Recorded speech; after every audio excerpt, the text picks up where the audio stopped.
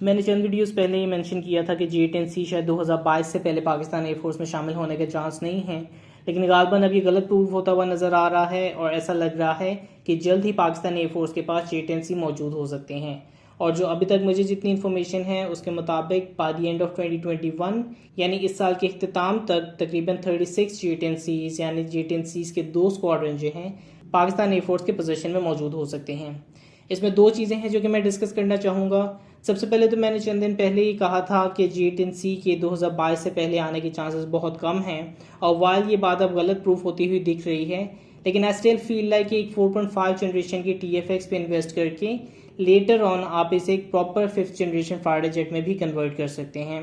Despite all the limitation जो अभी हमें TFX के साथ फेस करनी पड़ सकती हैं, ये स्टिल एक बेहतर ऑप्शन हो सकती है और J-10C की बजाय जो है आप TFX पे इन्वेस्ट करके ज़्यादा बेनिफिट्स फ्यूचर में रीप कर सकते हैं। सो आई डू फील लाइक कि TFX एक बेहतर इन्वेस्टमेंट हो सकती है, लेकिन मैं कभी भी J-10C को पाकिस्तानी कलर्स में देखने से मना नहीं करूँगा और ऑफ कोर्स J-10C को पाकिस्तान एयरफोर्स के कलर्स में देखना भी एक बहुत बड़ा इवेंट होगा। Secondly I will be interested कि कौन सी स्पेसिफिकेशंस में पाकिस्तानी J-10C को एक्वायर किया जाता है। J-10C एक और ऐसा फाइटर जेट है जो कि कॉन्स्टेंटली चेंजेस और अपग्रेडेशन के मराहल से गुजरता रहता है। इवन अब तो WS-10 इंजन के साथ भी ये फ्लाई कर रहा है। So it will be interesting कि कौन से सेंसर्स, कौन से इक्विपमेंट्स जो हैं पाकिस्तानी J-10C की जानिब से हाईलाइट की जाएंगी। विल हैव टू सी कि पाकिस्तान कब तक अनाउंस करता है या शो करता है कि J-10C पाकिस्तान एयरफोर्स के पास मौजूद होंगे। एक और चीज़ जो कि मैंने रियलाइज़ की है वो ये कि हमें पता लगे या नहीं, लेकिन पाकिस्तान एयरफोर्स जो है फाइनली J-10C और F-16 का आपस में कंपैरिजन कर सकती है। शाहीन एक्सरसाइज में जैसा आप जानते हैं कि F-16 पाकिस्तान कभी लेकर नहीं गया है और वाल एक्सपीरियंस जो है ज़रूर शेयर किया जा सकता है, लेकिन रियल टाइम में इंगेजमेंट करने से एटलीस्ट पाकिस्तान एयरफोर्स को इस चीज़ की क्लैरिटी हो जाएगी कि दोनों एसेट्स जो हैं एक दूसरे के खिलाफ कैसे शेप अप होते हैं। बहरहाल ये न्यूज़ कि 2021 तक J-10Cs पाकिस्तान आ रहे हैं एक बहुत ही खुशहाल न्यूज़ है। लेट्स होप कि इसकी कंफर्मेशन भी हमें जल्द ही देखने को मिल जाएगी।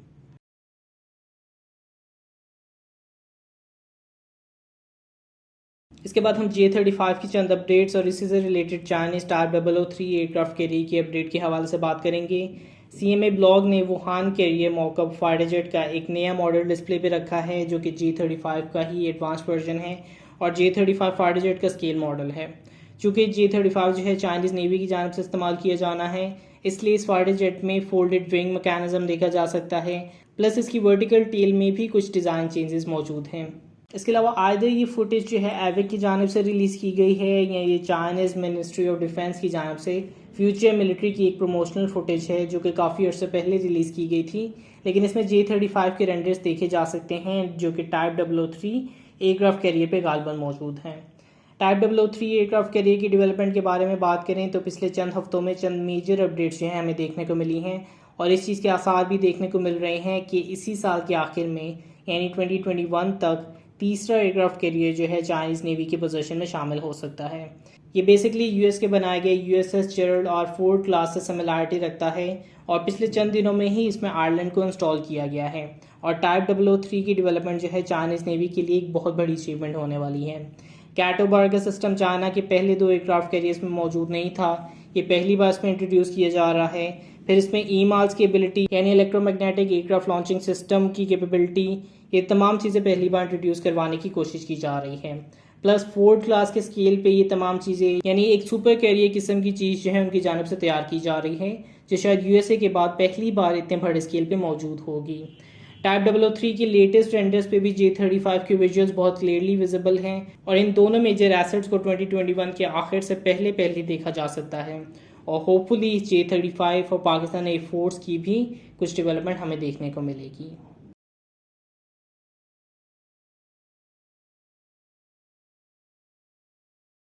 There are number of updates जो कि इंडिया से मुतल्लिक सामने आ रही हैं। शुरुआत हम उनके अफगानिस्तान में मौजूद एंटी पाकिस्तान रोल से करते हैं और ओसेंट सोर्सेज के मुताबिक पिछले चंद दिनों में कई बार इंडियन एयरफोर्स के C-17 अफगानिस्तान का चक्कर लगा चुकी हैं और अपने पर्सनल्स की रिकवरी इसी दौरान की जा रही है। पाकिस्तानी एयर स्पेस पे पाबंदी की वजह से C-17 को लंबे रूट से जाना पड़ रहा है और इट सीम्स के अगले चंद महीनों के बाद पाकिस्तान में इंसर्जेंसी के इवेंट्स में वाज़ेह फ़र्क हमें देखने को मिल सकता है और उसकी बुनियादी वजह यही है कि इन C-17 के ज़रिए चंद इंडियन पर्सनल को इवैक्यूएट किया जा रहा है जो कि पाकिस्तान में एंटी टेररिज्म एक्टिविटीज़ में मुलविस रहे हैं, चाहे वो TTP की सपोर्ट हो, BRA, BLA जैसी फैक्शंस की सपोर्ट हो या फंडिंग हो। इन तमाम एरियाज़ में उनकी मौजूदगी पूरी तरह से मौजूद है। तालिबान, जैसा कि आप जानते हैं कि अफगानिस्तान पे उनका कंट्रोल बढ़ता चला जा रहा है और लेटेस्ट अपडेट के मुताबिक अफगानिस्तान के 85% एरिया पे उन्होंने पूरा कंट्रोल हासिल कर लिया है। इंडिया की जानिब से कोशिश की जा रही है कि वो तालिबान से बात करने की कोशिश करें, लेकिन जहां तक रिपोर्ट किया जा रहा है तालिबान ने उनसे मुलाकात करने से इनकार कर दिया है, या इवन अगर मुलाकात हुई भी है तो दोनों के दरमियान किसी किस्म का इत्तेफाक नहीं हुआ है। और इसी के पेश नज़र अब इन C-17 से पिछले कई दिनों में कई बार जो है इंडिया के टेरर स्पॉन्सरिंग एलिमेंट्स को इवैक्यूएट कराने की कोशिश की जा रही है, क्योंकि एज सून एज तालिबान का पूरा अफगानिस्तान में कब्जा हो गया तो तब तो उनके पास कोई अपॉर्चुनिटी नहीं होगी अपने टेररिस्ट मिलिशिया को बाहर निकालने के लिए। सो ये एक एक्टिविटी जारी है जिसके मुस्बत असरात जो हैं होपफुली पाकिस्तान पे हो सकते हैं। दूसरा, ऑब्वियसली आप सब जानते होंगे कि Indian chief of defence staff और इंडियन एयर चीफ के दरमियान बहुत संगीन क्लैशेस पैदा हो रहे थे, और ये क्लैशेस जो हैं सिर्फ अभी की सूरत हाल के पेश नज़र नहीं हैं, बल्कि ये क्लैशेस जो हैं पहले भी आपको याद होगा कि रफ़ाल के मामले पे दोनों में इख्तलाफात थे।